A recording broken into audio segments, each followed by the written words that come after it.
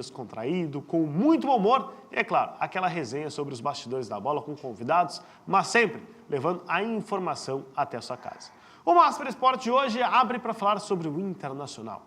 O Colorado joga hoje contra a equipe do Vitória, fora de casa, no estádio do Barradão, em Salvador, visando a sua vida, ou pelo menos uma reta final, uma tranquilidade no decorrer da temporada. Um Inter que joga às 7 horas da noite contra a equipe do Vitória e que somente a vitória é querer ser demais, mas um empatezinho já ajuda muito o Inter. O Colorado necessita pontuar. Para quê, Felipe Machado? Para que o Inter tenha uma reta final tranquila, tirar um peso das costas.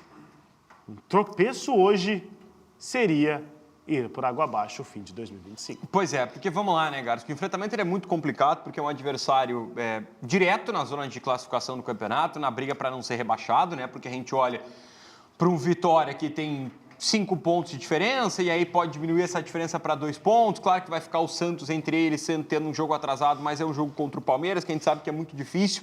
Mas eu acho, Garçom, que é um jogo que meio que marcaria a diferença daquilo que o torcedor pode esperar para a reta final. E você foi perfeito nessa colocação. E aí não falo propriamente de resultado, falo de atuação, de maneira como joga e da maneira como vai enfrentar o desafio, tá? Vamos olhar.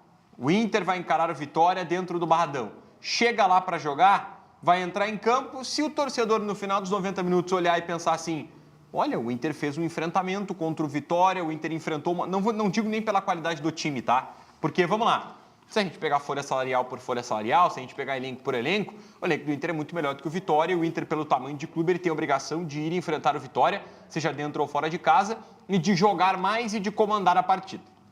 Esse é o mundo ideal. Como o mundo não é ideal, é um Inter que pode entrar numa zona muito perigosa, muito próximo ao rebaixamento do campeonato. Então, o que eu imagino que o torcedor quer ver neste enfrentamento, que a gente sabe que é muito difícil, num Barradão completamente lotado? É um Inter que se comporte como Inter. O que é se comportar como Inter? É entrar em campo, não se abater com a adversidade, não ficar nervoso por enfrentar um Barradão completamente lotado. É um time que vai mostrar a maturidade que tem que mostrar. Entramos em campo. A vitória, Garski, ela não pode ser garantida, assim, é uma consequência daquilo que acontece durante os 90 minutos. O que eu quero dizer é que, se terminar empatado, mas o Inter fizer uma boa atuação contra o Vitória, isso dá uma confiança a mais para o torcedor. Porque o torcedor vai olhar e dizer assim, olha, esse grupo de jogadores foi lá, enfrentou o Vitória na hora que a água bateu na bunda, como disse o Fernando e disse o Vitão, né, como os dois disseram. Na hora que a água bateu na bunda, um time foi lá, teve uma postura interessante contra o Vitória, isso dá uma confiança de que na reta final do Campeonato Brasileiro, quem sabe, o Inter pare de brigar para não cair, porque não tem mais pelo que brigar no campeonato. É que tem vários pontos, né, Felipe? Se a gente parar para analisar, a partida de hoje para o Internacional, um ponto é um sinal de respiro e evitar um final melancólico na temporada de 2025. Por que eu uso essa frase que é dramática, mas é a realidade do Internacional? Se o Inter perde hoje para o Vitória, o Inter sim cria um clima bélico entre ele e a torcida, e que o estádio de Beira-Rio, no próximo final de semana, é um estádio de pressão, onde o Inter é obrigado a pontuar, e aí vão ser 5, 6 rodadas, onde cada pontinho será fundamental. E o adversário da semana que vem é, teoricamente, do próximo jogo, aliás, é muito mais difícil que o Bahia, né? Exato, depois é Santos, ou seja, é uma reta final que fica muito difícil para o Colorado. Agora, a gente está jogando papo fora se o Inter for lá e conquistar um pontinho. Os próprios jogadores do Vitória sabem que, se o Vitória hoje não vencer o Internacional, esquece. A chance do Vitória ir para a Série B é muito grande. Então, por que eu falo que hoje é fundamental para o Colorado? É evitar um final de temporada melancólico. Isso, Felipe Machado, se torna redundante porque também o torcedor colorado se coloca numa situação que é delicada e, ao mesmo tempo, triste. A gente está falando de um Vitória que vai fazer uma final de Copa do Mundo contra o Internacional, um Vitória que vem com seu 3º treinador na temporada, é que a gente está falando que o Inter não sabe se terá competitividade para conquistar um ponto diante do Vitória, fora de casa, faltando 6 rodadas para acabar o Brasileirão. É que aí essa análise ela é de um contexto inteiro que eu concordo 100% contigo, que é aquilo que disse o presidente Alessandro Barcelos. Na entrevista do presidente, na entrevista de José Olavo Bisol, nas entrevistas que concedem no pós-jogo, tanto o Emiliano quanto o Ramon, o que eles falam? Olha, gente, é hora de abandonarmos qualquer tipo de análise, de abandonarmos qualquer tipo de descontentamento com as decisões tomadas por aqueles que comandam, no caso, o presidente, o Zé Olavo Bisol, o Mazuco e também o D'Alessandro, e é hora de apoiar o clube. Perfeito. Se a gente pega um contexto de últimas 10 rodadas do Campeonato Brasileiro, que você falou muito bem, agora faltam 7, faltarão 6 depois desse jogo contra o Vitória. Se o Inter for lá e fizer um enfrentamento honesto, se o Inter conseguir vencer o Vitória, conseguir um empate com uma atuação segura, já dá mais confiança e deixa estagnado, né? Para com aquela sangria de, olha, vamos ser rebaixados. Não vamos, tudo bem. Só que se tu olha o contexto geral da análise, da temporada inteira de 2025, que ela começa muito promissora com a conquista do título do Campeonato Gaúcho, aí a gente entra no ponto que você cita, que é muito importante. Nós estamos falando de faltando 7 rodadas para o final do campeonato, o Inter vai até o Barradão jogar contra um time da zona de rebaixamento do campeonato e o torcedor tem medo de que o Inter perca e perca bem perdido. E aí isso, quando tu vai, isso é um retrospecto, isso é um reflexo do quê? De um enfraquecimento do grupo de jogadores, de uma troca no comando técnico por um treinador que ainda não conseguiu dar a resposta que a gente imaginava que não daria resposta. Né? A gente imaginou que o Ramon Dias demoraria a conseguir fazer esse time render, porque os trabalhos, os processos, eles demoram. Isso é um reflexo de vários erros da gestão durante a temporada, que no fim acarreta no caso de faltando 7 rodadas, tu ter que entrar no jogo de desespero contra o Vitória no Barradão. E aí mostra a fraqueza do elenco, um Inter com um time limitado e um Vitória que sabe que hoje é o jogo da vida.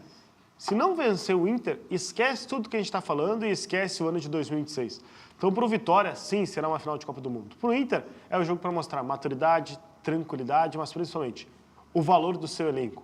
Eu acho que hoje é jogo para o Alan Patrick mostrar por que ele era pedido na seleção brasileira, o Vitão mostrar por que ele é um zagueiro que o torcedor colorado queria ele na Copa do Mundo, o Ivan mostrar que ele pode sim ser o goleiro titular do Inter, quem sabe em 2026, porque ninguém me tira da cabeça, Felipe, que se o Ivan fechar o gol na reta final do Campeonato Brasileiro, o Rocher retorna no ano que vem em unanimidade dentro do Inter. Porque aí, esse é o ponto, porque aí o grande debate entre Sérgio Rocher e Antony, quando os dois estavam, não vou dizer que disputando posição, mas quando o Rocher estava fora e o Antony era o titular, o que pesava sempre pro Rocher tá falando de um goleiro de experiência, de competições internacionais, de um goleiro de Copa do Mundo. Um goleiro de Copa do Mundo, é um cara muito experiente, um cara muito rodado, matreiro, ele habla, não fala, né? Isso já naturalmente gera no torcedor aqui do Rio Grande do Sul uma expectativa diferente, um critério de avaliação diferente.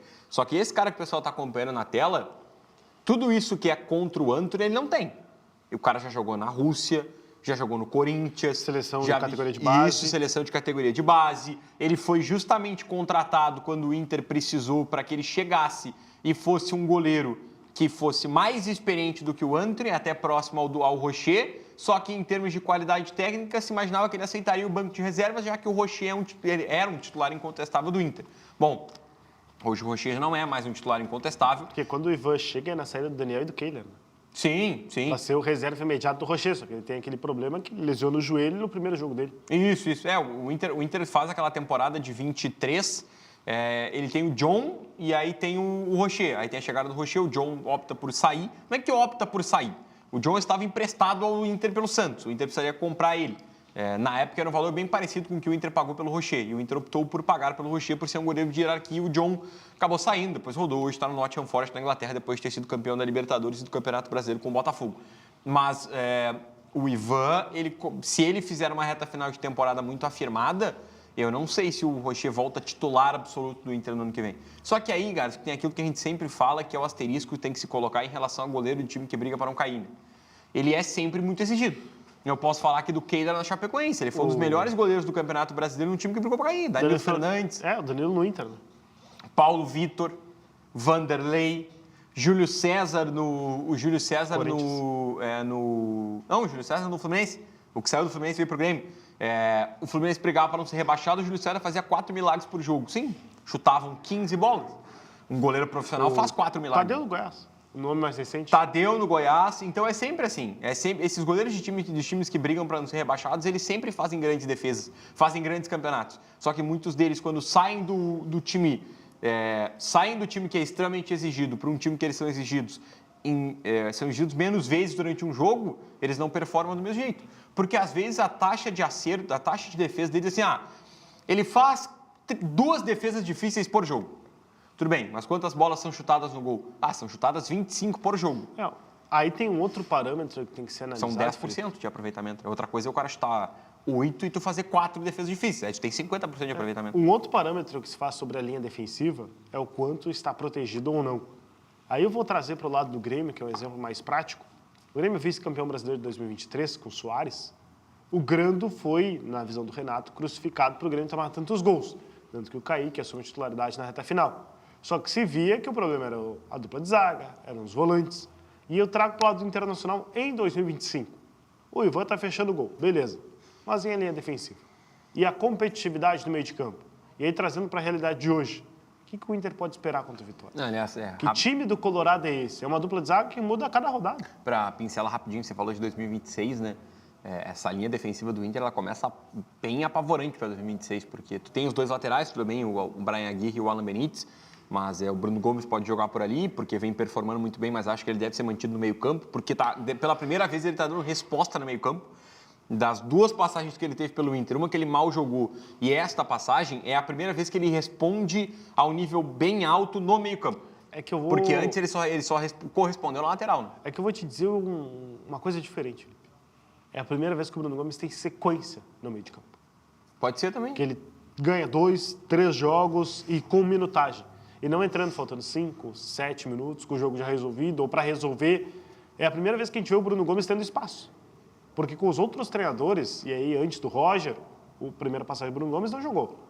Quando ele chega em Porto Alegre ano passado, o Roger dá a oportunidade para ele na lateral. Então, no meio de campo, é a primeira vez que um treinador diz, tá, tu quer jogar aqui, querido? Mostra que tu sabe. Até porque ano passado o Inter tinha um meio campo mais afirmado. O Inter tinha Arangues e tinha Fernando. Era um meio campo diferente. Não, depois tinha o Thiago Maia, tinha o Bruno Henrique, que vinham numa boa temporada.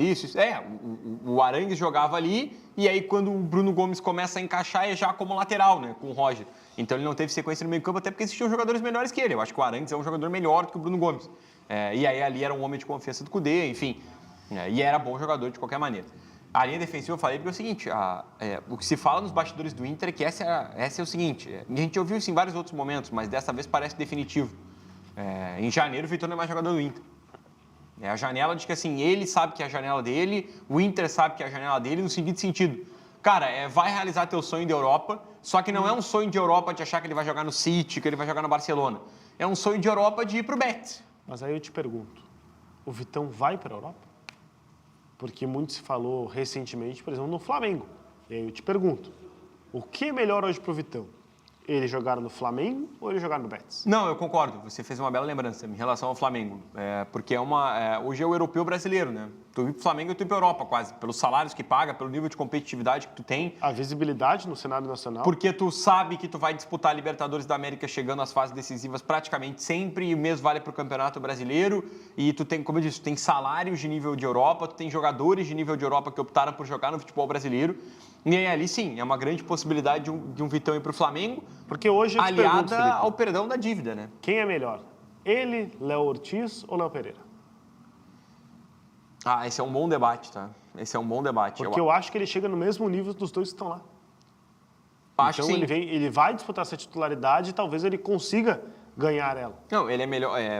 As outras opções são o Danilo, que tá virando um zagueiro, ele é um lateral que está se transformando num zagueiro agora na reta final da carreira.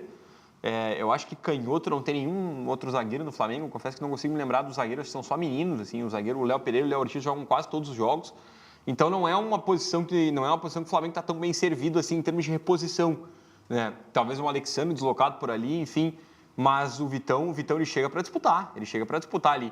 E eu acho que para ele, né, Garos, que essa é uma possibilidade, porque tu olha para um Palmeiras e para um Flamengo, os dois poderiam vir aqui buscar o Vitão. A diferença pro Flamengo é que pro Flamengo tem a dívida. Os 4 milhões de euros que o Flamengo pode tentar encaixar numa negociação para dispor de pouco dinheiro do seu cofre. E eu acho que tem outro jogo que serve pro Inter. O Flamengo tem jogadores que o Flamengo não quer mais. Aí eu estou dando exemplos que talvez o Inter não aceite, mas que são jogadores, tá? Michael, nem farda no Flamengo hoje. Juninho, centroavante que veio com passagem pela Europa, jogou do Brasil de Pelotas, né? Nem joga lá também. Então são jogadores que talvez o Flamengo coloque como moeda de troca que para o Inter seriam necessários. O Inter não tem o Michael no elenco. Vamos olhar aqui, ó. Centroavantes, Pedro, Bruno Henrique, o Juninho e o Alaciane, um deles sairá. O Juninho pode ser que saia. Porque não vai ser nem relacionado o Juninho. O Juninho tá de fora. E ele foi perguntado para o Felipe Luiz, o Felipe disse, olha, ele treina bem, o problema é que os outros estão à frente dele hoje. E aí eu não tenho como levar todos pro jogo. Não, Juninho é um operário da bola, né? É um operário da bola. É um cara que faz trabalho sujo, trabalho de pivô, marca muitos adversários, mas não é do nível técnico do Flamengo. Foi uma aposta do Boto, aliás, diga-se de passagem. Foi a única contratação do Flamengo na janela de janeiro. O Flamengo depois traz Samuel Lino, Saul, contrata jogadores no meio da temporada, o Emerson Royal, mas as outras, em janeiro, o Juninho foi a única contratação. E barato, 4 milhões de euros, acho que foi, não foi nada fora da curva, mas era um cara que tinha jogado Champions, né?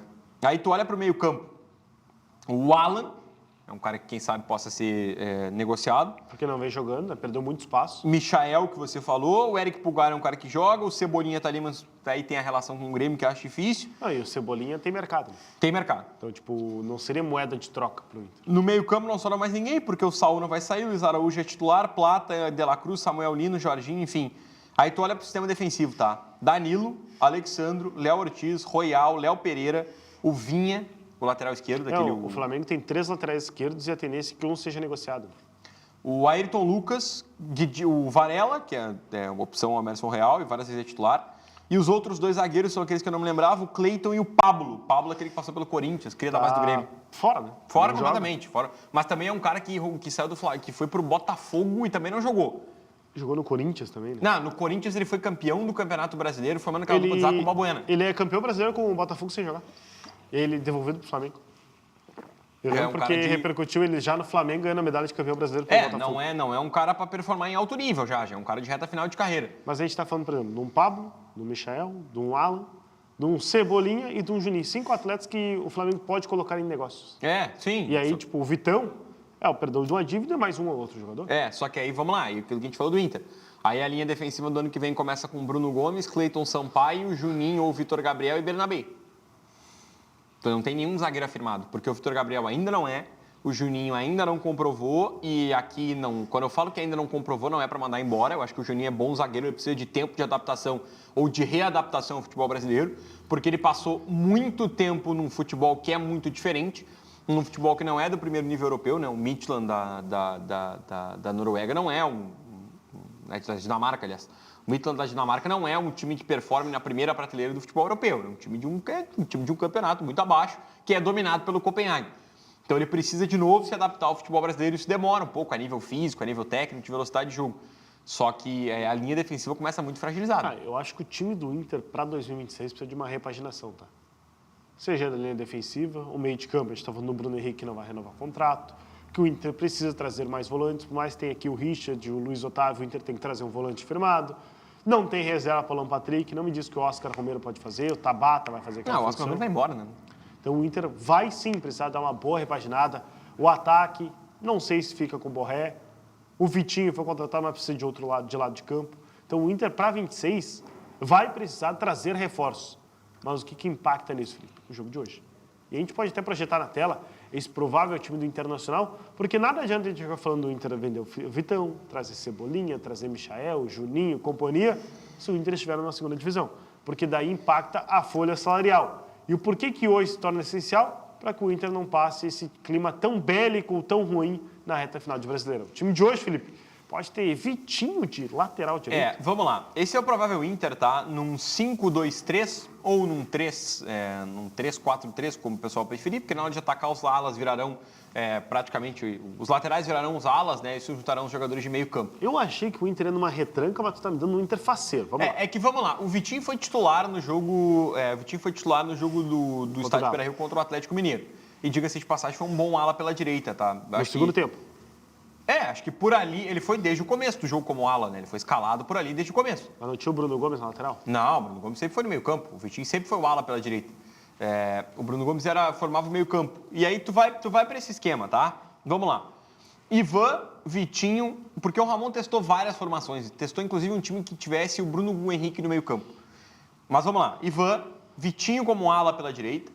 Cleiton Sampaio, Vitão e Juninho. Pode ter a troca do Cleiton Sampaio pelo Vitão em termos de posicionamento. O Cleiton Sampaio ser o cara da sobra e o Vitão ser o cara pelo lado direito. Mas são esses 3 zagueiros. São esses 3 zagueiros. Eu acho que o Vitor Gabriel não vai jogar, vai ficar no banco de reservas. E aí vai aquilo que a gente projetava ontem, né? A questão da experiência. Cleiton Sampaio tem mais experiência do que o Vitor Gabriel nesse sentido e é uma zaga que precisa ser mais forte. Isso, perfeito. Bruno Gomes e Thiago Maia, dupla de meio-campistas, até porque não tem ninguém que possa roubar a titularidade de um dos dois, né? O Bruno Henrique não tem esse nível ainda.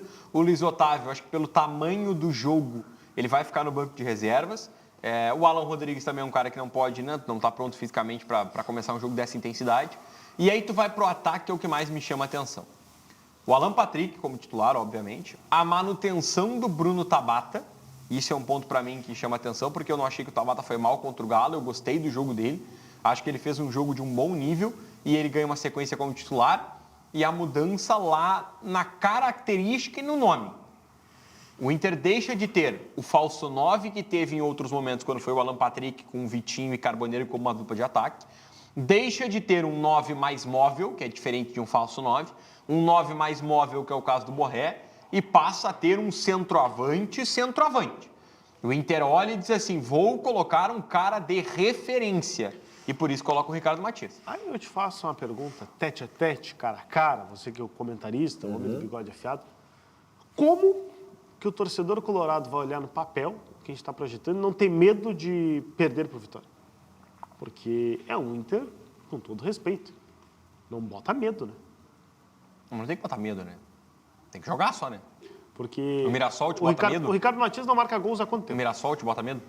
O Mirassol joga bola. Então, mas é isso que eu tô te perguntando. Quando tu vê o nome... Não, eu digo que bota medo é que é um time, para mim, que deixa muito a desejar. O Ricardo Matias não marca gols desde o jogo contra o Bragantino. Tudo bem. Tá? E não vem bem. O Tabata... O jogo contra o Galo dele não foi ruim, né? Não, sim, mas eu digo não vem bem para ser titular absoluto do Inter, o incontestável, que para mim teria que ter o Carboneiro nesse time. É que ele tá sendo titular mais pela má fase do Borré, do que necessariamente pela boa fase dele. Com todo respeito, ele só virou titular do Inter naquela ocasião também, pela má fase do Borré e do Valência, né? Sim. Tá? O Tabata. E aí eu peço a coerência ou a incoerência do treinador Ramon Dias. Ele não era nem cogitado nos últimos jogos. Contra o Galo foi, fez uma partida ok, titular de novo. Alan Patrick é o que temos, porque é o melhor do Inter, é o expoente técnico.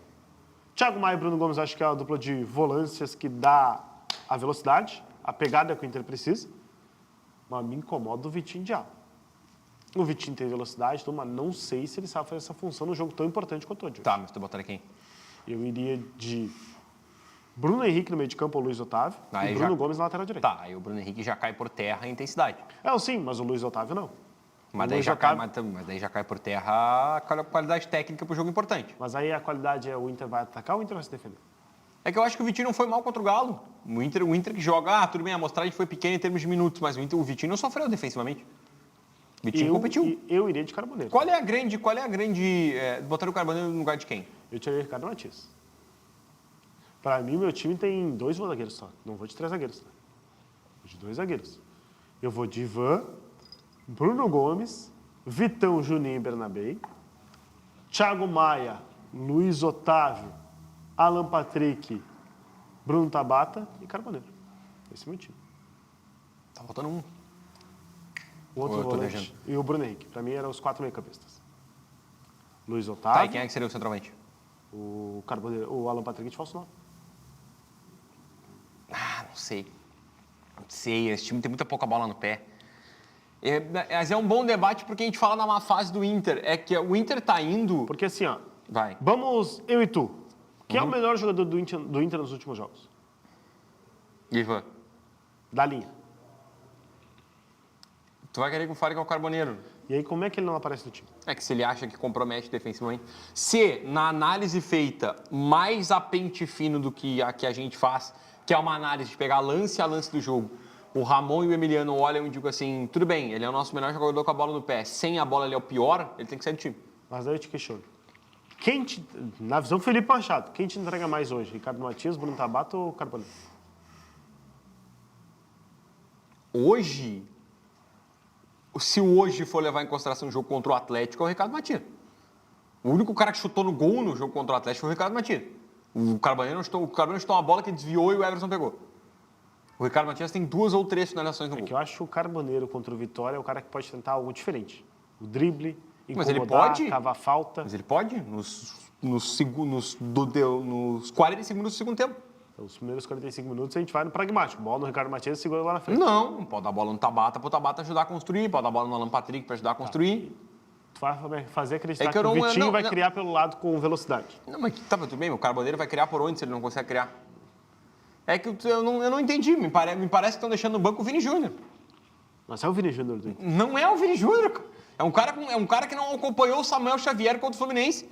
É um cara que contra o Bahia não tocou na bola. É esse cara. É um cara que viveu de alguns gols significativos, ele faz um bom jogo contra o Juventude na estreia do Ramon.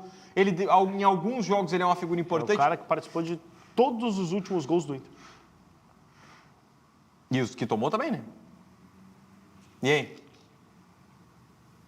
É que não é um cara completamente fora da curva. Se ele tivesse entrado contra o Galo e metido 2 gols e o Inter tivesse ganhado o jogo por 2-0, eu te diria, beleza, é absurdo colocar ele no banco de reservas. Só que ele entrou contra o Atlético Mineiro, que tinha um jogador a menos, e não tocou na bola. Não fez nada. É que eu não consigo entender como ele é reserva do Borré e depois ele é reserva do Borré, que é o Ricardo Martins. Porque se tu acha que um cara compromete o time como um todo, ele tem que ser banco. Se tu acha que o cara tá de migué durante a semana, ele tem que ser banco. Mas o Ramon já tem um time.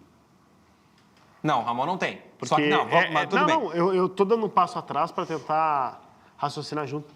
Porque o que me preocupa do Inter para hoje é o Ramon tá, beleza, ele entende que o Carboneiro não pode jogar e tudo mais. Só que o Inter não tem um time para jogar. Mas vamos lá, tá? Vamos lá. Milton Matana, presidente da Masper TV, idealizador do projeto, tá lá comandando.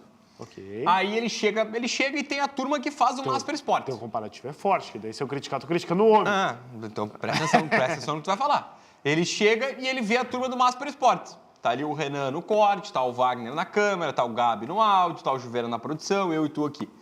Aí, a audiência do Masper Esportes tá em crise. Que não é o que tá acontecendo, diga-se de passagem. A audiência é muito boa. Tá em crise. A audiência tá ruim, nós temos que fazer alguma coisa, não sei o quê. Aí ele olha. Aí é o seguinte, dos 6, tem 3 que estão trabalhando pra caramba. Assim. Os caras estão trabalhando pra caramba, estão tentando, estão dando ideia, estão vestindo a camiseta da empresa, estão todo dia aqui. E os outros 3 estão assim, tu vê, não tá dando certo, tu vê, não tá dando certo, pois é. Quem que ele vai priorizar? Mas os que não estão dando certo não resolvem teus Quem problemas? que ele vai priorizar? Não, a pergunta é, indo ao encontro que você está falando, os que não estão dando a vida, os que estão de migué, que é o que você quer dizer, não estão dando resultado? Não, porque a audiência do programa segue ruim. Se tivesse dando resultado, a audiência não estava ruim. Mas essa audiência ruim não está só por conta deles? Como assim não está só por conta deles? A audiência é pequena, Tá. certo? Mas esses pequenos que estão assistindo, não é por conta do cara que está lá de migué? Não, a audiência está ruim como um todo. Sim. Não é só por causa do cara... Não, você não entendeu. É que esse cara que está de migué faz a diferença, por isso que tem essa audiência pequena. Não, entendeu? porque se fosse essa pequena diferença, teria ganhado do Atlético. É que ele não resolve todos os Ah, problemas. tudo bem. Então, aí esse é o ponto. Aí eu vou lá a fase do Guerrinha, né? Se ele fosse o Vini Júnior, ele tava no Real. Aí o cara tá de migué, o cara não quer trabalhar, fica o câmera o dia inteiro sentado, que não é o caso do Wagner. O Wagner, o cara trabalha, pega a câmera, tá sempre posicionado pelo melhor enquadramento. Então, tu olha pro cara, o cara tá querendo trabalhar, tu vai priorizar esse cara em relação ao outro. O cara tá de migué porque ele tá com preguiça. E assim, não é uma coisa definitiva. Eu não estou chegando aqui dizendo que o Carboneiro é migueleiro, que o Carboneiro é preguiçoso. Eu não falei isso em nenhum momento. Eu disse que o Carboneiro está. Essa é a leitura do Inter. Ele está. E aí tu chega num momento que é ou tu vai ou tu racha, porque ano que vem, se o Inter for rebaixado para a Série B do Campeonato Brasileiro, esse rapaz que tá na tela não vai ficar. Tá, ele vai lá pro Racing, que chegou numa semifinal de Libertadores. E pra ti o Inter vai ou racha hoje? Que pergunta, hein? Bem-vindo ao papel de comentarista. Cara, eu acho que o que eu te disse, eu acho que é o divisor de águas do Inter, em termos de confiança para a reta final. O Inter não pode perder, esse é o primeiro ponto. O primeiro ponto é não perder. Só que, se não perder jogando uma partida consistente, que sofra no começo do jogo, que vai ser natural, porque o Vitória vai pressionar o Inter desde o primeiro minuto. Fez isso contra o Bahia, fez isso contra o Corinthians. Se o Inter conseguir suportar, sobreviver a isso, depois fizer um jogo consistente, o torcedor vai olhar e dizer assim, beleza, estamos ainda a 5 pontos da zona de rebaixamento, empatamos a partida e nessa reta final do campeonato vi um Inter mais consistente, vi um Inter de boa postura. O jogo contra o Atlético Mineiro, para mim, que curiosamente, para surpresa de todo mundo, não tinha o Carboneiro, foi um Inter que nós não falamos da postura, né? Ninguém falou que o Inter não correu contra o Galo. Nós falamos que o Inter não marcou o gol porque faltou qualidade. Agora, postura, intensidade, interesse, concentração, o Inter teve o tempo inteiro. Para mim, esse jogo tem 2 resultados. Não, esse jogo tem 3. Não, pra mim tem 2. Tem 2, eu quero ver. A vitória do Inter Você vai ou a vitória do Vitória. Você o vai empate, reinventar pra o- mim, é praticamente nula a chance. Eu vou dizer o porquê. O Vitória vai se expor do início ao fim. É a única forma do Vitória tentar algo diferente diante do Inter. E ele se expondo, ou ele vai marcar gol, ele vai tomar. Ah! Eu acho... Não, por isso que eu digo que só tem 2 resultados. Peço, Gilberto, peço que tu corte isso. Porque se o Vitória se expor, por favor, faz o Vitória se expondo. Vão acontecer. Atenção, Wagner, por favor, presta atenção. O Vitória se expondo, o Garnes acabou de falar aqui ao vivo no Master Esportes, para mais de 4 mil telas, que... Se fosse só 4 mil, a gente não tava aqui. Perfeito, não valia a pena fazer o programa hoje, né? Se o Vitória se expor, 2 coisas vão acontecer. Ou ele vai fazer um gol, ou ele vai tomar um gol. Esse é o ponto. Posso entendeu? terminar o raciocínio? Esse é o ponto, vai. Porque, dito isso, não haverá empate na partida de hoje. Porque o Vitória sabe que o empate não serve para ele. Então, te pergunto, Felipe. Não, só um pouquinho. Entre empatar e tomar ele vai se arriscar para tomar um. A tua lógica e o teu pensamento faz exatamente... O que faz é exatamente reforçar o pensamento de que possa ser um empate. Não, a minha tese Não, é muito não, parecida não, com o não, Ribeiro não, Neto. não. Que dá umas viajadas assim, vai lá e fala.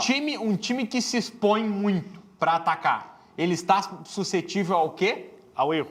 Tá, e aí vai acontecer o quê quando ele errar? Tomar gol. Tá. Só que um time que empilha atacantes e vai muito para dentro do adversário, a chance dele fazer um gol aumenta, não? Mas é que aí a gente tem que lembrar que é o Esporte Clube Internacional do outro lado. De Vitão, Que toma gol em de quase todos os Juninho, jogos. de Cleiton Sampaio. E que se estiver vencendo o jogo, Alessandro Barcelos estará do lado do Ivan. Bisol estará do lado do outro lado. E o Inter não vai tomar. Tá, só um Se o Inter fizer 1-0 na Tá, cima mas do daí, Vitória, aí não. Aí... vem comigo amanhã, eu te substituo no RS em pauta e o Inter vence o jogo. Não, aí só um pouquinho. Aí eu achei que nós estávamos aqui para debater a realidade. É impossível o Inter não tomar um gol hoje. Por isso que eu digo, empate não haverá. Ou o Inter perde ou o Inter ganha. O empate não tem. Como não, cara? Não pode terminar 1-1 o jogo. Não, se o Vitória fizer 1-0, acho difícil o Inter conseguir empate. Mas se o Inter fizer 1-0? Acho difícil o Inter tomar o gol de empate. Ou ele toma virada, ou ele faz mais um. Tá louco, cara. Esse jogo vai ter um monte de gol. Vai ser uns 3-3. Teu palpite então, meu cara. Meu Felipe palpite Machado. para esse jogo é 2-2. Ah, falou tudo isso que tu queria ter até esse O empate. Inter fará 2 gols do Vitória. Há quanto tempo o Inter não faz 2 Porque o gols? Vitória vai se expor. Fez 2 no Botafogo, né? Vitória dentro de casa, 2-0. Diga-se de passagem, um bom jogo do Inter. O Inter vai Só fazer... vamos dizer que é 2 gols do Ricardo Matias agora. Não. Vai ser um do Vitinho e o outro do Ricardo Matias. Será esse os dois atletas que marcarão os gols pro Inter.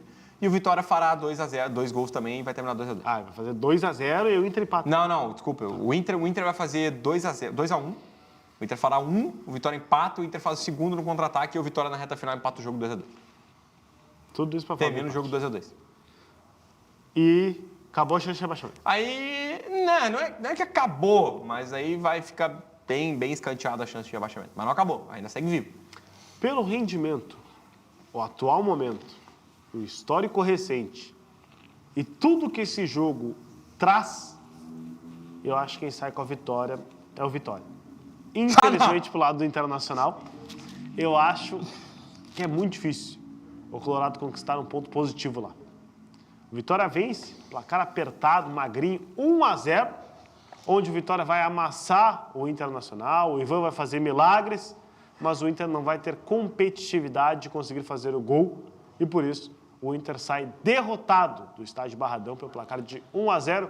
Gol de um jogador que esteve aqui no Rio Grande do Sul e não foi valorizado. Mateuzinho, o meia, vai fazer o gol do Vitória e o Colorado vai acabar sendo derrotado pelo placar de 1-0. Qual a justificativa para o Vitória vencer o jogo? Porque o rendimento do Internacional está muito aquém nos últimos jogos. Eu sei que você está buscando o rendimento do Vitória, os jogos do Vitória, mas hoje é um dia de decisão. Hoje é um dia de Copa do Mundo para eles. E na Copa do Mundo deles, eu acho que eles estão mais preparados do que o Internacional. Tudo bem. Não é absurdo. Aliás, pelo que a gente conversa com os torcedores do Inter, a vitória do Vitória, o triunfo do Vitória é o mais projetado e esperado para o jogo de hoje. Mas eu acredito no Aí tá Inter. me chamando de lunático agora. Mas eu acredito no Inter. Não, é que você estava defendendo aqui que o Inter poderia fazer um gol. Não, eu falei que o Inter não tomaria o empate. Se o Inter fizer 1-0, acabou. 1-0 o jogo. Tudo bem. Mas, de qualquer maneira, existe a possibilidade de, quem sabe, o Vitória pagar a multa do Ramon para que o Ramon seja utilizado, né? Lembrando que o Vitória não precisa avisar o Inter disso. A cláusula do contrato é o seguinte: a partir do momento em que o Ramon entrar em campo contra o Inter, o Vitória passa a ter a obrigação de pagar R$1 milhão.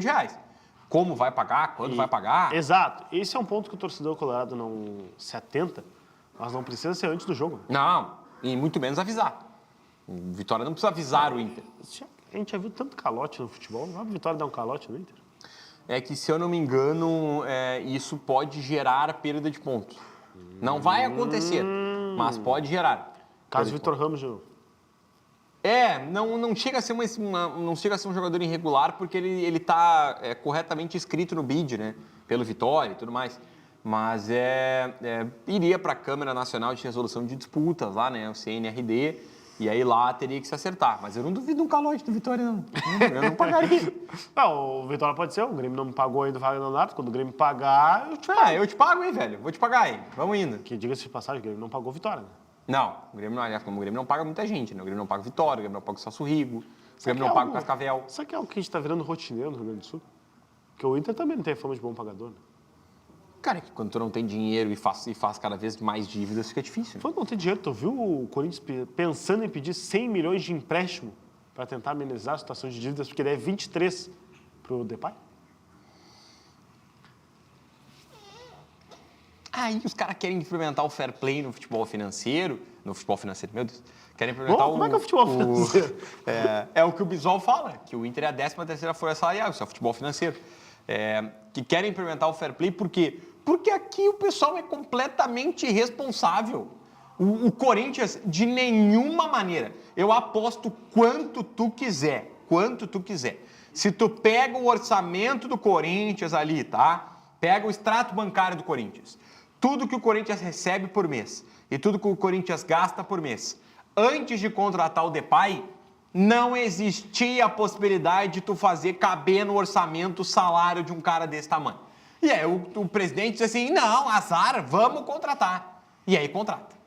E aí, porque o Corinthians, esses clubes não quebram, esses clubes não fecham, ele tá lá fazendo mais dívida. Deve pro Cuiabá, já sabia que ia entrar, que atrás da do Cuiabá, da cobrança do Cuiabá, já ia entrar do Michael, sabia que entrou do Félix Torres antes da do Ranieri. Então, assim vai indo e o Corinthians assim, tá bom, gente, vamos indo aí, a gente é o Corinthians. Acha que o Corinthians vai quebrar? Tu acha que o Corinthians vai fechar? Não vai, então vamos embora. Quem tem que tentar manter uma maneira diferente, meu caro Felipe Machado, é o Grêmio. O Grêmio joga hoje contra a equipe do Cruzeiro, partida marcada às 8 horas da noite na Arena. Jogo duro, difícil, o Cruzeiro que ainda sonha em chegar à terceira colocação do Campeonato Brasileiro, atual posição, e briga pelo título. Tá um pouquinho a menos, mais distante do Palmeiras, tem um jogo a mais. Ele tem, acho que são 5 pontos do Palmeiras e um jogo a mais que o Palmeiras e que o Flamengo, né? Isso, os dois têm um jogo a menos em relação ao Cruzeiro. Aliás, o Flamengo tem um jogo dificílimo, né? O Palmeiras tem jogo contra o Santos, que é amanhã. Isso. E tu viu quem tá de fora do jogo? Quem? Neymar. O Santos definiu que por gramado sintético o Neymar será poupado e só volta no domingo quando encara o Flamengo. Legal. O jogo atrasado do Flamengo é extremamente complicado, quando o Palmeiras pode abrir vantagem. É Flamengo e Sport. Aonde? Eu acho que é na Ilha. Aí é difícil, se fosse no Maraca, vai ser só 2-0. Mas, Felipe Machado, o Grêmio joga hoje contra o Cruzeiro, jogo em casa, na Arena. É um Grêmio que não tem mais muito o que disputar no Campeonato Brasileiro, é apenas garantir os pontos mínimos, que no caso hoje é 41 para evitar o rebaixamento. E que, vencendo o Cruzeiro, espanta uma fase ruim, mostra que dentro de casa o Grêmio se torna competitivo, pode chegar à 4ª vitória seguida dentro da competição, venceu o Vitória, venceu o São Paulo, venceu o Juventude, pode vencer o Cruzeiro. E aí o trabalho técnico do Mano Menezes, pelo menos em casa, se encaminha para uma reta final mais tranquila. Uma derrota hoje e uma vitória do Inter, por exemplo, diante do Vitória, faz com que o final também se torne melancólico por parte do Grêmio. É que aí esse é o ponto quando nós falamos do futebol brasileiro e do campeonato que está muito achatado. São muitos clubes com pontuações parecidas brigando pelas mesmas coisas. Quando tu não pontua 1, 2 rodadas, já vira uma situação bem complicada. E a gente está falando de um Grêmio que encara um Cruzeiro hoje, no final de semana o adversário é o Grêmio? É. Joga contra o Cruzeiro, depois não pega Deixa eu buscar aqui. Vai, confia, por favor, que confesso que me deu um branco do próximo adversário do Grêmio no final de semana. Só que se tu perde para a equipe do Cruzeiro, tá? Tu não ganha do Cruzeiro jogando dentro de casa. e o próximo adversário talvez não consiga um sucesso, dependendo do resultado do Inter, dependendo O Fortaleza lá. É um jogo dificílimo, né? É um jogo muito difícil. Às 8h30 da noite, no domingo. Dada a situação do Fortaleza. Então a gente está falando, vamos lá. Vou abrir a tabela de classificação contigo aqui, tá? Vamos lá. Vou abrir a tabela de Passo a passo. Vou abrir a tabela de classificação do Campeonato Brasileiro pelo seguinte Enquanto isso eu motivo. vou falando. O Grêmio joga contra o Cruzeiro, Fortaleza. Tá, vamos lá. Aqui, Data ó. FIFA contra o Vasco e depois pega o Botafogo. Tá, vamos lá. O Grêmio tem atualmente 31 jogos, 39 pontos. Perfeito? Ok. Perfeito. O Vitória tem 31 jogos, 31 pontos. Vamos supor que o Vitória vença a equipe do Inter hoje, que é uma possibilidade não absurda, uma possibilidade bem real, diga-se de passagem. O Vitória venceu o jogo. Perfeito? Vitória venceu. Vitória vencendo o jogo, ele vai a 34. Ok? Ok. Lembrando que o Grêmio tem 39. O Fortaleza tem o clássico contra o Ceará e ainda tem um jogo a menos. Então o Fortaleza encara a equipe do Ceará, vamos supor que vença o clássico. É um clássico, tudo pode acontecer. Dos 28, o Fortaleza vai a 31. No final de semana, o Fortaleza vai encarar o Grêmio, jogando no Castelão. E existe a possibilidade real de ganhar, porque eu joguei no Castelão e a gente sabe que o Grêmio lá... Existem algumas praças do futebol brasileiro que Grêmio e Inter, quando vão, tu sabe que é derrota. Por exemplo, Coritiba vai voltar para a Série A. 6 pontos. Vai ganhar do Grêmio, vai ganhar vai ganhar do Grêmio, vai ganhar do Inter no Couto Pereira. Pode garantir isso. Então, o Fortaleza que já iria a 34. Então, o Grêmio que está com 39, essa distância já vai caindo. Um Vitória que vai encarar a equipe do Inter e depois tem o jogo contra o Botafogo no Barradão. 2 vitórias do Vitória não são impossíveis. Se o Grêmio passa 2 rodadas sem pontuar e o Vitória ganha os seus 2 jogos, eu sei, tem o Santos na frente, tem o Bragantino na frente, antes de chegar no Grêmio. Só que o Vitória já passa a ter os seus 37 pontos. Então a régua lá embaixo, se o Grêmio passar 2 rodadas sem pontuar, ela vai subir, ela vai ir aumentando. Porque pode o Inter vencer o Bahia no final de semana dentro do estádio Beira-Rio. Então isso é preocupante, porque os 2 jogos, o que é em casa, ele não é fácil. Uma coisa é tu pegar o Juventude em casa. Só que tu pegar o Cruzeiro, que é um time que a gente viu o enfrentamento que fez contra o Palmeiras no Allianz Parque. Onde joga, ele é o mesmo time. E acho que esse é um ponto interessante também para ver o trabalho do Mano, o trabalho do elenco gremista. Porque a gente falou de um Grêmio que venceu o São Paulo aqui, mas o São Paulo estava de mal a pior. Venceu o Juventude já praticamente caiu. Foi contra o Corinthians, para mim, fez um duelo de igual para igual, para muitos o Grêmio foi pior, mas o Grêmio encarou. Agora é a chance de mostrar, independente do resultado, que pode sim duelar com essas equipes lá de cima da tabela. O Cruzeiro é um baita time, o Cruzeiro tem um meio de campo fundamental, com o Matheus Pereira, com o Christian, com o Caio Jorge lá na frente. E eu acho que hoje é um jogo para o Grêmio testar o seu time. O nível de competitividade que o seu elenco tem ainda nesta temporada. E tem uma coisa a favor de Mano Menezes. Favor não, que agora talvez a gente possa começar a dar uma cobrada em relação ao Mano. O Mano sempre falou, e na minha visão com razão, que ele teve que mudar muitas vezes o time. Vamos lembrar, nós falamos aqui que no jogo contra o Juventude no primeiro turno, e depois no jogo contra o Corinthians também no primeiro turno, lá naquela altura do campeonato, um no Jacone e o outro na Arena, ali o Mano tinha repetido o time. E depois de um turno inteiro, ele conseguiu pela primeira vez poder repetir uma equipe. Ele não repetiu, porque ele tirou o Wagner, ele tirou o Kahneman e colocou o Wagner Leonardo. Que, aliás, essa deve ser a alteração para o jogo de hoje, né? A saída do Wagner Leonardo e a volta do Walter Kahneman. Claro que há um ponto significativo, que é o jogo contra o Cruzeiro, no primeiro turno, onde o Kahneman foi um cara que perseguiu muito o Caio Jorge e abriu muito espaço para as infiltrações. Em uma delas tem um passe espetacular do Matheus Pereira para o Caio Jorge entrar na área e finalizar. Que foi o jogo de retorno da FIFA, né? Isso. O período do Mundial ali e tudo mais. E o Kahneman ficou marcado por 2 falhas naquela goleada de 4-1. Tem o do Volpe também, que se questionou se o Volpe deveria ou não deveria ter saído do gol. Ele demorou a sair em um dos gols, enfim. Numa falha com o Kahneman, os 2 Isso. E diga-se de passagem, o Volpe foi um dos melhores jogadores do Grêmio naquele jogo, também fez grandes defesas. O que eu quero dizer é, o Mano pedia sequência. Nós estamos falando de Juventude, Corinthians, onde ele não repetiu por opção, ele, por ideia de jogo, ele tirou o Kahneman e colocou em campo o Wagner Leonardo, e agora ele pode mais uma vez repetir o time, trocando por opção. Se ele escolher que o Kahneman é mais propício para esse jogo do que o Wagner Leonardo, ele faz a troca novamente. Aquele jogo, Felipe, marca o Grêmio que tinha recém-vencido o São José, da Recopa Gaúcha, e era o Grêmio que tinha um único reforço, Alex Santana. Que a gente sabe que hoje a é um cara que nem nominata entra. do Grêmio muda bastante. É um cara que nem entra. Não, se for olhar o time, Tá lesionado, né? é assustador as modificações. É assustador as modificações. E o que eu quero dizer é, Tu vai olhando agora, o Mano consegue repetir. Então agora, nesse terceiro jogo, com a mesma base, com os mesmos jogadores, tendo as mesmas opções, a gente já vai começar a cobrar um padrão. Ó, quando tu estreava o Balbuena, ele machucou. Quando tu estreou o Willian, ele machucou no outro jogo. Quando o Marcos Rocha jogou e machucou, tu teve que botar o Gustavo Martins, depois teve que botar o João Lucas. Quando tu teve um meio-campista, que depois ele machuca. Quando tu tenta o Bright White, depois o Carlos Vinícius se machuca. Tu não consegue ter sequência, o Alisson sente o tornozelo. Nisso a gente entendia. Olha, tu troca de característica de jogador a cada momento, dá para entender tu não conseguir repetir as atuações.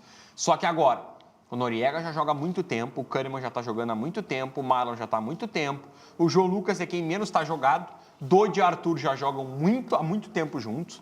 Muito tempo não, digo, já tem uma sequência de jogos juntos. Edenilson, eu não preciso falar, é titular do Grêmio há muito tempo. O Alisson, o Amuso está ganhando sequência, Carlos Vinícius. Então agora a gente tem que, como disse o Mano, agora a gente tem que partir daqui, de um patamar um pouquinho mais elevado para o que o Grêmio vai apresentar, já que há repetição de escalação. Você toca num ponto interessante, Felipe, que é a questão de jogar junto, de ter entrosamento, e que é o assunto que me preocupa. Antes da partida do Corinthians, ninguém contestava a dupla Dodi e Arthur, porque entendia que o Dodi tinha ido muito bem contra o São Paulo, tinha ido muito bem contra o Juventude, e que o Grêmio estava encaixado.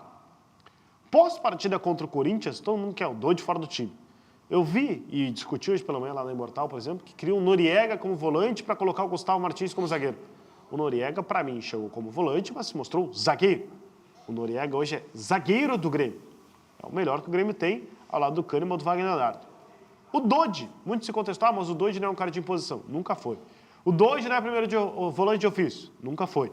Mas o Dodi é o melhor primeiro volante que o Grêmio tem hoje. A concorrência dele é com o Camilo, a concorrência dele é com o próprio Noriega e com o Cuejar, que fisicamente está muito abaixo. Eu não acho que o Dodi ele não possa fazer essa função ou que ele é um péssimo jogador quando atua por ali. O Dodi faz o trabalho sujo. Marcar, correr, disputar a bola para que o Arthur possa jogar. O problema é que contra o Corinthians, na minha visão, e a interpretação do Mano vai ao encontro da minha, é que o time tem que marcar. O Edenilson não marcou ninguém. E aí o Dodi ficou sobrecarregado. O Mano fala na coletiva. O Dodi não pode ser um cara que fica entre o Depay e o Garro. Dois jogadores de muita qualidade e o Dodi correndo sozinho. Para o jogo contra o Cruzeiro, para isso não se repetir, cabe ao técnico Mano Menezes trazer o Edenilson mais para trás e ajudar. Olha, você, no caso Edenilson, Arthur e Dodi, precisam marcar. Senão o coitado daqui vai ser sobrecarregado de novo. Vamos lá. O que a gente fala de modificações, tá? Você falou de gente que defendia, quem sabe, o Noriega, se adiantando um pouco mais.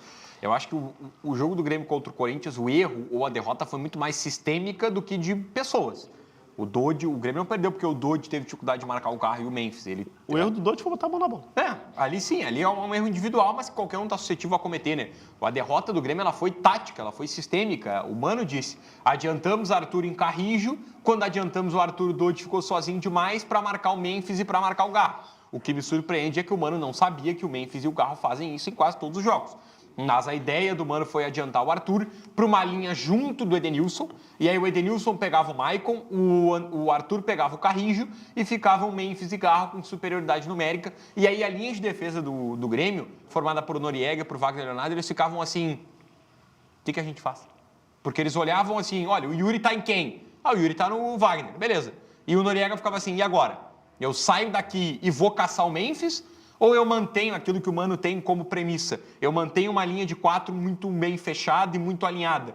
Com perdão da repetição de palavras, né? Uma alinhada com linha.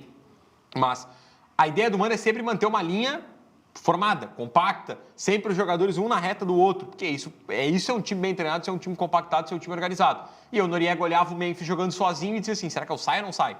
E o Dodi acabou ficando sobrecarregado porque o Arthur foi adiantado no Carrijo. Então o erro ali não foi o Dodi, podia estar o Cuejar ali, podia estar o Noriega. Ele ia sofrer e teria dificuldades do mesmo jeito e acho até que o Cuejar teria mais dificuldade.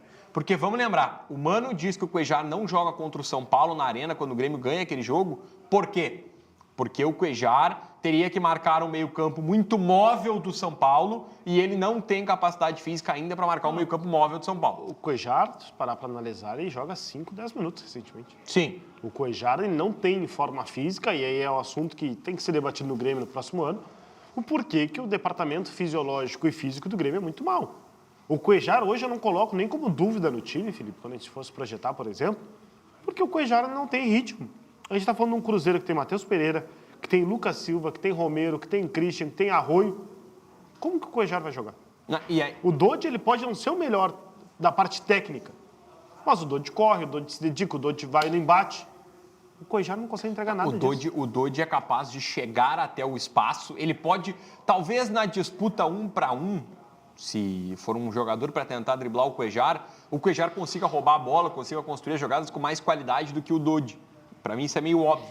Só que o Dodge vai chegar até o espaço para disputar esta bola mais rápido que o Cuéllar. E quando tu enfrenta times muito móveis, como foram o São Paulo, com Marcos Antônio, Alisson e Rodriguinho, são caras de muita movimentação.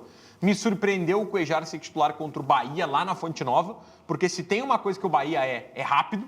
A gente está falando de um meio-campo de jogadores de muita mobilidade. Michel Araújo, a gente fala do próprio. O Juba até não jogou, mas é um meio-campo de muita movimentação. É um meio-campo de muito toque e anda, toque e anda. O próprio João Lucas eu não preciso falar, né? Então ali eu me surpreendeu o Cuéllar. Hoje a gente está falando de um Cruzeiro que tem dois jogadores mais posicionados, que são Romero e Lucas Silva, mas que tem Matheus Pereira, que tem Arroio, que tem Christian, que são caras de se movimentar. Então o Cuéllar, para mim, ali ele sofreria muito. É um meio de campo do Cruzeiro que a gente fala do Lucas Silva, que não é o Lucas Silva do Grêmio, né? É o Lucas Silva quando joga no Cruzeiro, é o Lucas Silva que foi pro Real Madrid. É um cara que joga muita bola. Aliás, o Lucas Silva, o do Grêmio é a exceção. O Lucas Silva, ele é um Lucas Silva muito melhor do que foi no Grêmio. É um cara experiente, bate bem na bola, sabe jogar, bom de marcação, bom de desarme. Já foi um cara de pisada na área, hoje não é mais, né? Ele era um cara que quando surge no Cruzeiro, ele era franzino, não tinha tanta massa muscular. E na reta final virou um cara muito mais forte, um cara muito mais posicionado. Mas de qualquer maneira, quando o pessoal fala das trocas, né, cara? Se a gente colocar o Noriega como volante, quem sabe, para ter um pouquinho mais de poder de marcação. A comparação é a seguinte. Quem entrega mais como volante hoje, Noriega, Dodge ou o Cuéllar? O Dodge. O Dodge. No sistema defensivo, a diferença, na volância, tá? A diferença entre Dodge e Noriega, ela é muito grande pro Dodge ou ela é parecida? A diferença do quê? Do Dodge pro Noriega como volante. Eu não consigo ver o Noriega como volante no Grêmio. Então, o Noriega, nas oportunidades que teve para mim como volante, ele mostrou que é zagueiro. Então, perfeito. A diferença pro Dodge, ela é assim. O Dodge é melhor. Hoje, a diferença Noriega-Gustavo Martins no sistema defensivo, ela é... Gritante. Assim, muito grande. Eu acho que ela já foi parecida, só que o próprio Gustavo Martins, pós-lesão, fez com que se tornasse astronômica a diferença. Isso. Então, diferença por diferença, tu opta pela menor. Então, levar o Noriega até a volância e colocar o Gustavo Martins como zagueiro daria uma diferença desse tamanho no sistema defensivo. Manter o Noriega como zagueiro e deixar o Dodge como volante te dá uma diferença assim. Então, diferença por diferença, se mantém até para tu manter uma estrutura de time, que é o mais importante. O Mano gosta muito de falar de repetição e esse é um dos melhores jogadores do Grêmio nas últimas partidas. Entrega qualidade, capacidade de construção. Ele é muito confiante como zagueiro e isso é muito bom. Eu acho que ele é o melhor zagueiro do Grêmio. Hoje, ele é melhor que o Kahneman, é melhor que o Wagner Leonardo, Gemerson, Eli, Gustavo Martins. Eu acho que falta para ele experiência. Ele é um menino, ele tem 23 anos, ele não é um menino. Ele é um cara que está pela primeira vez se provando em um nível de competitividade muito alto. Porque, com todo respeito ao Alianza Lima, ele vestia a camiseta do Alianza Lima, que não é nada comparada com o nível de pressão na camiseta do Grêmio. Né? E ele jogava no futebol do Japão. Isso, então agora ele está tendo pressão. E aí a gente viu num clássico Grenal, onde ele foi inexperiente, nos 2 pênaltis que comete, e até dá para se debater, foi pênalti, não foi pênalti, o lance em cima do Bernabéi, tudo bem, mas ele dá margem para que o pênalti fosse marcado. A gente vê o lance contra o Corinthians, teve uma mão não marcada, que é um toque de braço dele, num chute, mas o braço dele está aberto, o braço dele pode estar numa posição natural, pode, mas está aberto, não está do jeito como tinha que estar. Então isso é um ponto, aos poucos ele está adquirindo experiência, e é natural que isso vá acontecer. Esses jogadores, quando contratados, guys, que eu tenho certeza que quando o Grêmio contratou o Noriega e se perguntasse para o Mano perguntaria, a partir de agora, dele contratado, quantos jogos o Noriega vai fazer? O Mano não diria que ele seria titular em todos os jogos. Ele só está sendo porque o Balbuena machucou. Então é natural que ele mostre alguns traços de inexperiência ainda. Mas, sem dúvida nenhuma, é muito bom jogador. Muito bom jogador. Para irmos encaminhando para o fim, Felipe, fechar de Grêmio, para falar de futsal, tem o palpite para Grêmio e Cruzeiro Jogo daqui a pouquinho, 8 horas da noite na Arena. Ah, olha, rapaz do céu. Acho que o torcedor tricolor se fará presente em massa, né? Depois das promoções realizadas pela gestão do Grêmio. Aliás, parabéns, salva de palmas. Tentaram melhorar aí o ambiente, não deu tão certo assim. O sócio está sendo prejudicado. Só está sendo prejudicado. O Grêmio vai perder. Que isso, cara. Que amargura para falar. Vai ser 2-1 pro Cruzeiro. O Grêmio ainda consegue fazer gol. Lembrando que o treinador importante, você que está acompanhando o Master Esportes, que critica o Gemerson, que diz que o Gemerson é um dos piores zagueiros do Grêmio, que nem farda mais, que ele vai embora e tudo mais. Aliás, o Gemerson só não foi embora porque o Gemerson tinha questão de mudança de família. Ele disse assim, então vamos esperar até janeiro. Janeiro eu vou embora. É que é mais fácil ficar só treinando e ganhando. Isso, em janeiro eu vou embora. Já diria o Nata Pescador. Aliás, que vem fazendo uma bela campanha no Remo, né? Deu assistência. Vem sendo importante na campanha do Remo, brigando pelo acesso à Série A do Campeonato Brasileiro. Enfim, o que eu estava falando você, que critica o Gemerson, o treinador carequinha do Cruzeiro, o Leonardo Jardim, ele chegou a uma semifinal de Champions League com o Gemerson, sendo titular do sistema defensivo do Mônaco. Tudo bem, tinha o Mbappé no ataque, tinha o Bernardo Silva, tinha o Falcão Garcia, tudo bem, mas era o Gemerson na zaga. E aí, era o Gemerson. E aí, torcedor gremista precisa ficar ligado. Mostra que o cara entende de futebol. Ele conseguiu fazer milagres. Perfeito. E isso é um treinador, né? Tu pegar jogadores limitados e fazer eles renderem. Ele pegou o Gemerson, se ele pegou o Gemerson e fez o Gemerson ser semifinalista de Champions, imagina o que ele não tá fazendo com o Fabrício Bruno, com o Vidalba, com o Matheus Pereira. Dito isso, Caio Jorge. Dito isso, 2-1 Cruzeiro, com o segundo gol sendo marcado por ele. E o do Grêmio? Não, o gol do Grêmio ele será marcado por Carlos Vinícius, da pose. Aí ele vai meter na frente da câmera aqui, ó. E e as comemorações dele que ele faz sempre. Passando a carne, né? Primeiro gol do Cruzeiro será do Matheus Pereira. Vai achar um balaço de fora da área de entrada, assim, na gaveta. Vou chama golaço. O pessoal tava brincando que o Lucas Silva é quase que um especialista de chute forte pra fora.